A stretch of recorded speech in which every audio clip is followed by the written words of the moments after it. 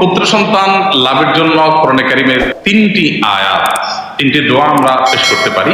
অনেকের সন্তান হয় না, তো মাজারে যে মানত করে, কপাল পোড়া। আসসালামু আলাইকুম ওয়া রাহমাতুল্লাহি ওয়া বারাকাতুহু।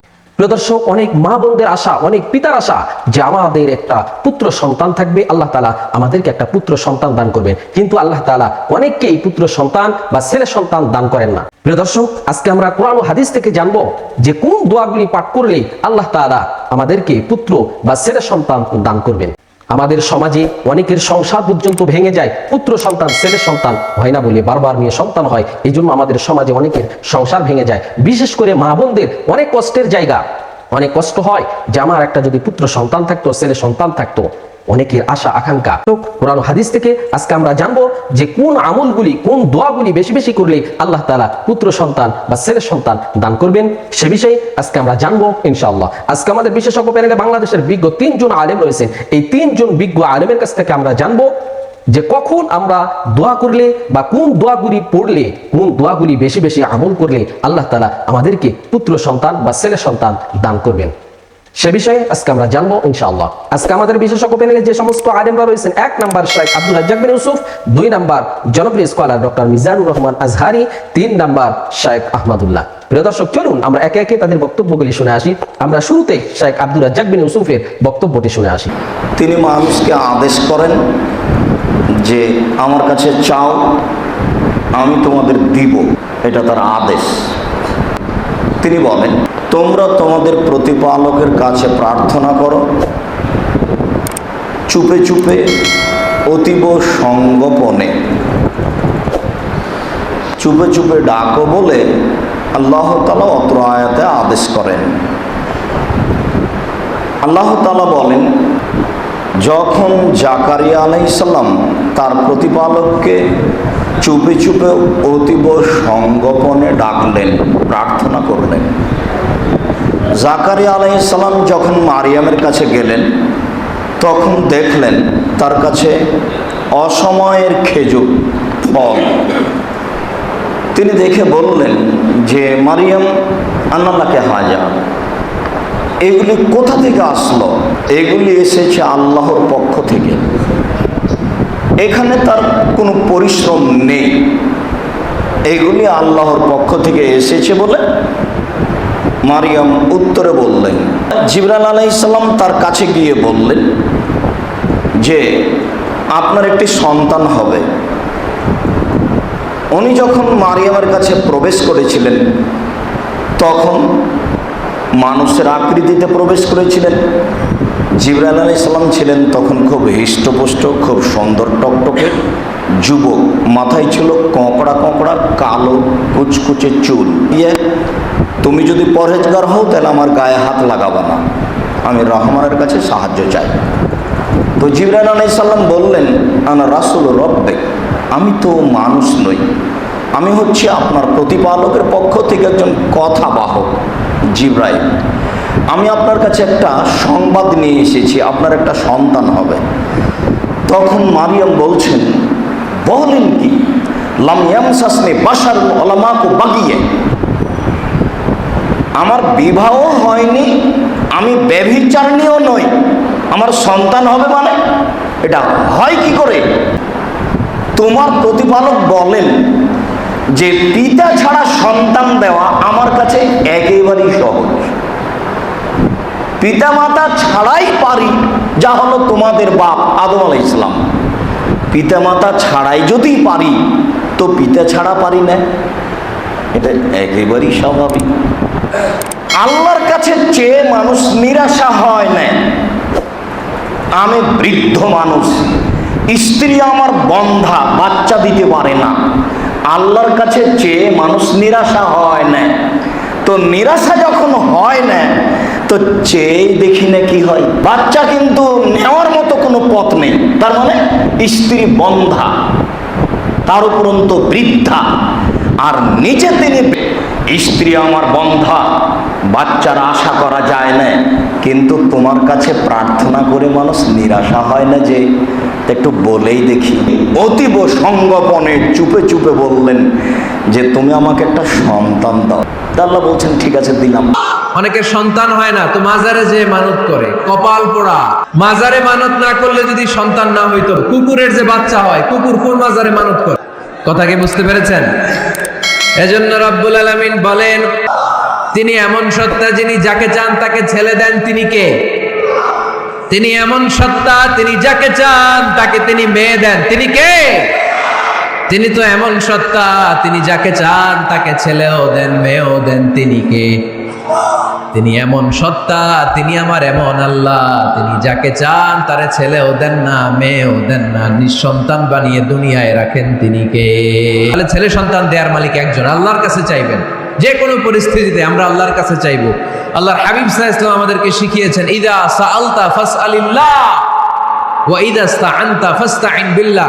যখন কিছু চাইবে আল্লাহর কাছে চাও, যখন সাহায্য চাইবে সাহায্যের হাত, ফরিয়াদের হাত আকাশের দিকে তুলে আল্লাহর কাছে চাও। এমনকি বিষ্ণু ঈসা ইসলামের কবরের সামনে দাঁড়িয়েও কিছু চাওয়া যায় না। এজন্য আমরাও চাইবো কার কাছে? আল্লাহ ছাড়া কখনো কোনোদিন কারো কাছে চাইবো না। তিনি এমন সত্তা, তাকে দেখা যায় না, কিন্তু তিনি সব দেখেন, ঠিক কিনা? তিনি আমার খুব কাছে। কত কাছে? আমার বাবা আমার যত কাছের, তার চেয়েও আমার বেশি কাছের আমার আল্লাহ। যাদের সন্তান হয় না, এই নিঃসন্তান হওয়া মানুষগুলো, তাদের জন্য কোরআনের আলোকে দুটি আমলের কথা আমরা বলতে পারি। নাম্বার এক, তারা বেশি বেশি ইস্তেগফার করবেন আল্লাহর কাছে। আস্তাগফিরুল্লাহ ওয়া আতুবু ইলাইহি। সাইয়্যিদুল ইস্তেগফার পড়বেন। সাইয়্যিদুল ইস্তেগফার যে কোনো ইস্তেগফার হতে পারে, বাংলায় বলতে পারেন, আল্লাহ আপনার কাছে আমি ক্ষমা চাই, আল্লাহ আপনি আমাকে মাফ করে দেন, আল্লাহ আমি আপনার দিকে রুজু করি, আপনার দিকে ধাবিত হই, আমি শয়তানের কথা শুনবো না, আল্লাহ আপনার আনুগত্য করব। ইস্তেগফার করবে। যারা ইস্তেগফার করবে আল্লাহ তাআলা তাদেরকে সন্তান দিয়ে সমৃদ্ধ করবেন। সূরা নূহের মধ্যে আল্লাহ রাব্বুল আলামিন আয়াত নাজিল করেছেন। আল্লাহর নবী তার উম্মতদেরকে নির্দেশ করতেন, ফাকুলতুস্তাগফিরু রাব্বাকুম ইন্নাহু কানা গফফারা ইউরসিলিস সামাআ আলাইকুম মিদরারা। সম্পদ এবং সন্তান দান করে তোমাদেরকে আল্লাহ সমৃদ্ধ করবেন। তাহলে বোঝা গেল সন্তান না হওয়ার সমস্যা দূর হবে। নিঃসন্তান মা দম্পতিকে আল্লাহ তাআলা সন্তান দান করবেন। দম্পতি উভয়ে, স্বামী স্ত্রী উভয় যদি বেশি বেশি করে ইস্তেগফার পাঠ করতে থাকে, রাত দিন অগণিতবার সুন্দরভাবে তাড়াহুড়া না করে ধীরস্থিরতার সাথে আল্লাহর কাছে ইস্তেগফারের আমল করবে। এক। দ্বিতীয়ত, কোরআনে আল্লাহ তাআলা দুইজন নবীর কথা উল্লেখ করেছেন। একজন হলেন জাকারিয়া আলাইহিস সালাম, আরেকজন হলেন ইব্রাহিম আলাইহিস সালাম। এই দুইজন নবীকে আল্লাহ তাআলা সন্তান দান করেছেন এবং বার্ধক্যে যখন সন্তান হওয়ার কথা নয়, তখন আল্লাহ তাআলা অলৌকিকভাবে সন্তান দিয়েছেন দুনিয়ার স্বাভাবিক সিস্টেমের বাইরে। জাকারিয়া আলাইহিস সালামকে দিয়েছেন সন্তান, তার নাম হলো ইয়াহিয়া। আর ইব্রাহিম আলাইহিস সালামকে আল্লাহ তাআলা সন্তান দিয়েছেন, তার নাম হলো ইসমাঈল আলাইহিস সালাম, যার বংশে জন্ম নিয়েছেন আমাদের নবী সাল্লাল্লাহু আলাইহি সাল্লাম। তারা কি দোয়া করে আল্লাহর কাছে সন্তান পেয়েছেন? সে দোয়া কি ছিল? ইব্রাহিম আলাইহিস সালামের দোয়া ছিল, রব্বি হাবলি মিনাস সলিহিন, আল্লাহ আমাকে নেক সন্তান দান করেন। আল্লাহ এমন নেক সন্তান দিলেন, তার ঘরে তার বংশেই জন্ম নিল মুহাম্মদ সাল্লাল্লাহু আলাইহি ওয়াসাল্লাম। জাকারিয়া আলাইহিস সালাম আল্লাহর কাছে দোয়া করতেন, রব্বি লা তাদারনি ফারদা ওয়া আনতা খায়রুল ওয়ারিসিন, আল্লাহ আমাকে আপনি একা একি রেখে দিবেন না, আপনি সর্বোত্তম ওয়ারিস দাতা। তো আমরা পড়তে পারি, রব্বি লা তাদারনি ফারদা ওয়া আনতা খায়রুল ওয়ারিসিন। পুত্র সন্তান লাভের জন্য কোরআনে কারীমের তিনটি আয়াত, তিনটি দোয়া আমরা পেশ করতে পারি। এই দোয়াগুলো পাঠ করে আল্লাহ তাআলার প্রিয় নবীদের একজন জাকারিয়া আলাইহিস সালাম, ইব্রাহিম আলাইহিস সালাম আরেকজন, তারা আল্লাহ তাআলার কাছে পুত্র সন্তান লাভ করেছেন। অতএব এই দোয়াগুলো আপনিও পড়তে পারেন। সন্তান ছেলে হোক আর মেয়ে হোক, আপনার চাইতে হবে যেন সে সৎ এবং ভালো মানুষ হয়। এই দোয়াগুলোতে আল্লাহর এই নবীগণ নেক সন্তান চেয়েছেন। কোরআন হাদিসে কোনো দোয়ায় আলাদা করে এইটা বলা নাই, আল্লাহ আমাকে আপনি ছেলে দিয়েন, মেয়ে না, এরকম কোনো অপশন নেই। আল্লাহর কাছে দোয়া করতে হয় সুসন্তান। আমরা সুসন্তান যদি পাই, সেটা ছেলে হলেও ভালো, মেয়ে হলেও। আর যদি অমানুষ হয়, কুলাঙ্গার সন্তান হয়, তাহলে সেটা মেয়ে হলেও বিপদ, ছেলে হলেও বিপদ। এই জন্য আল্লাহ তাআলার কাছে নেক সন্তান চাইতে হয়। এটা হলো একটা কথা। আরেকটা কথা হলো যে সন্তান আল্লাহ সুবহানাহু ওয়া তাআলা যাকে ইচ্ছা তাকে দেন। কাউকে ছেলে মেয়ে দেন, কাউকে শুধু মেয়ে দেন, কাউকে শুধু ছেলে দেন, কাউকে কিছুই দেন না। এই বিষয়ে ফয়সালা কার হাতে? এবং আল্লাহ আমার জন্য যা নির্বাচন করেছেন এর মধ্যে কল্যাণ আছে। আমি দোয়া করার আছে, দোয়া করব, কিন্তু আল্লাহর ফয়সালাতেই আমার কল্যাণ আছে। খুশি মনে সেটা মেনে নেব। কারণ সন্তান দেয়নি আল্লাহ তাআলা, আলহামদুলিল্লাহ। ছেলে দেন নাই, আরো জোরে আলহামদুলিল্লাহ। হতে বা আমার কপালে ছেলে দিলে আরো খারাপ কিছু হতো। দোয়াগুলো হলো, রব্বি হাবলি মিনাস সলিহিন, সন্তান লাভের জন্য দোয়া। রব্বি হাবলি মিনাস সালিহিন, আল্লাহ আপনি আমাকে নেক সন্তান দান করেন। আরেকটা দোয়া হলো রব্বি লা তাযারনি ফারদা ওয়া আনতা খায়রুল ওয়ারিসিন, আল্লাহ আপনি আমাকে একা একা ছেড়ে দিবেন না, অর্থাৎ নিঃসন্তান রাখবেন না, আপনি সর্বোত্তম ওয়ারিস, সর্বোত্তম উত্তরাধিকারী। আরেকটা হলো রব্বি হাবলি মিন লাদুনকা যুররিয়াতান তাইয়্যিবাহ ইন্নাকা সামিউদ দুআ, হে আল্লাহ আমাকে আপনার তরফ থেকে ভালো সন্তান দান করেন, ইন্নাকা সামিউদ দুআ, নিশ্চয়ই আপনি দোয়া শ্রবণকারী। এই দোয়াগুলোর প্রত্যেকটাতে দেখেন ছেলে বা মেয়ের কথা কিন্তু বলা হয়নি। আপনি সূরা ফুরকানের ৭৪ নম্বর আয়াতের সাথে যোগ করতে পারেন, রব্বানা হাব লানা মিন আজওয়াজিনা ওয়া যুররিয়াতিনা কুররাতা আয়ুন ওয়াজআলনা লিল মুত্তাকিনা ইমামা, আল্লাহ স্ত্রী সন্তান এমন দেন যাতে চক্ষু শীতলকারী হয়। দেখেন ছেলে বা মেয়ে না, নেক সন্তান চাই। হ্যাঁ থাকতে পারে আকাঙ্ক্ষা, কিন্তু মূল টার্গেট হবে কি? নেক সন্তান। আল্লাহ আমাদেরকে নেক সন্তান এর অধিকারী হওয়ার তৌফিক দান করুন। সূরা ফুরকানের ৭৪ নম্বরের পাশাপাশি এই আয়াতগুলো, এই দোয়াগুলো আমরা পড়বো। আবার প্রিয় দর্শক, এতক্ষণ আমরা শুনছিলাম বাংলাদেশের বিজ্ঞ ৩ জন আলেমের কাছ থেকে যে কোন কোন দোয়াগুলি, কোন কোন আমলগুলি কিভাবে করলে আমাদের পুত্র সন্তান আল্লাহ তাআলা দান করবেন, ছেলে সন্তান আল্লাহ তাআলা আমাদেরকে দান করবেন। আল্লাহ তাআলা দেওয়ার জন্য বান্দাকে প্রস্তুত থাকেন, কিন্তু বান্দা যদি সঠিক মতো, সঠিকভাবে আল্লাহর হুকুম অনুযায়ী, রসুলের আদর্শ অনুযায়ী যদি বান্দা বান্দি চায়, আল্লাহ তাআলা অবশ্যই অবশ্যই দান করবেন। প্রিয় দর্শক, ছেলে সন্তান দেওয়ার মালিক আল্লাহ, মেয়ে সন্তান দেওয়ার মালিক হচ্ছেন আল্লাহ।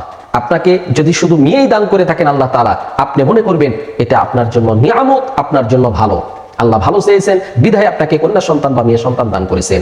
আবার আপনি মনে করবেন যে আপনাকে ছেলে সন্তানও দান করেছেন, আবার মেয়ে সন্তানও দান করেছেন, আল্লাহ তাআলার শুকরিয়া আদায় করবেন। আল্লাহ তাআলা আপনার ভালো চেয়েছেন বিধায় আল্লাহ তাআলা দান করেছেন। আবার কাউকে শুধু ছেলে সন্তানই দান করেন, আপনি মনে করবেন যে আল্লাহ তাআলা আপনাকে নিয়ামত হিসাবে শুধু ছেলে সন্তানই দান করেছেন, আল্লাহ তাআলার নিয়ামতের প্রতি শুকরিয়া আদায় করবেন। প্রিয় দর্শক, সন্তান দেওয়ার মালিক হচ্ছেন আল্লাহ তাআলা, কিন্তু আমরা এই থিওরি অনুযায়ী, আল্লাহর হুকুম অনুযায়ী আমরা যদি এই আমলগুলো, এই দোয়াগুলো যদি বেশি বেশি পাঠ করি, দোয়াগুলি বেশি বেশি করি, আল্লাহ তাআলা অবশ্যই আপনাকে পুত্র সন্তান বা ছেলে সন্তান দান করবেন। এই জন্য আমরা এই দোয়াগুলি, আমরা এই আমলগুলি অবশ্যই বেশি বেশি করব। বিশেষ করে মহিলা মা বোনেরা, আপনাদের অনেক আশা আকাঙ্ক্ষা যে আমাকে আল্লাহ তাআলা একটা ছেলে সন্তান দান করবেন। আপনি এই আমলগুলো, এই দোয়াগুলো বেশি বেশি পাঠ করুন, আল্লাহ তাআলার কাছে বেশি বেশি চান, আল্লাহ তাআলা অবশ্যই আপনার চাওয়াগুলিকে কবুল ও মঞ্জুর করে নেবেন। প্রিয় দর্শক, আমরা এখানে বিজ্ঞ ৩ জন আলেমের কথাগুলি শুনলাম। এই ৩ জন বিজ্ঞ আলেমের মধ্য থেকে যার কথাগুলি কোরআন ও হাদিসের দলিল ভিত্তিক মনে হবে, আমরা তার কথাটাই, তার মতটাই গ্রহণ করে নিব ইনশাআল্লাহ। প্রিয় দর্শক, সর্বোপরি আল্লাহ তাআলার কাছে দোয়া করি যে সমস্ত মা বোনদের ছেলে সন্তান হয় না, আল্লাহ তাআলা তাদেরকে যেন ছেলে সন্তান দান করেন, এবং যাদের সন্তানাদি নাই আল্লাহ তাআলা তাদেরকেও যেন সন্তান দান করেন। আল্লাহ তাআলা সবাইকে যেন সুখ ও শান্তি ও কল্যাণ যেন সকলকেই দান করেন। প্রিয় দর্শক, আমরা একেবারে ভিডিওর শেষ প্রান্তে চলে এসেছি। আমি মিনারুল ইসলাম আজকের মতো এখানেই বিদায় নিচ্ছি। দেখা হবে অন্য কোনো ভিডিওতে। সে পর্যন্ত সকলে ভালো থাকবেন, সুস্থ থাকবেন। আসসালামু আলাইকুম ওয়া রাহমাতুল্লাহি ওয়া বারাকাতুহু।